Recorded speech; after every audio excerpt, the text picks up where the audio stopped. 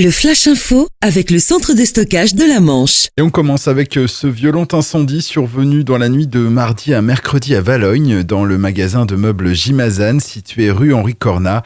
Les flammes ont notamment touché la partie de stockage du bâtiment. Plus d'une cinquantaine de sapeurs-pompiers venant de plusieurs casernes de la Manche ont été mobilisés. Plus de 2 heures d'intervention ont été nécessaires pour réussir à maîtriser le feu.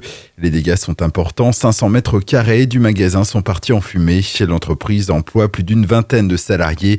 Leur employeur recherche activement une solution de repli pour pouvoir maintenir l'activité. Autre incendie hier, un feu d'habitation s'est déclenché en début d'après-midi à Cherbourg au niveau de la rue Roger Salengro. Le feu serait parti du local poubelle dans les parties communes. Un appartement a été endommagé par le feu, 2 autres logements par la fumée. Leurs occupants ont dû être relogés. À Cherbourg, toujours, une femme est actuellement recherchée après un délit de fuite. Mardi dernier, aux alentours de 17h, au volant de sa voiture, elle a percuté un cycliste rue du Val-Avril. La victime, un jeune homme de 16 ans, souffrant de douleurs à l'épaule droite, à la hanche gauche et au thorax, a été transporté au centre hospitalier Louis Pasteur. Toute personne ayant été témoin de l'accident est priée de contacter le commissariat de Cherbourg. Une importante opération de contrôle routier sera menée vendredi prochain sur le secteur de Carentan-les-Marais.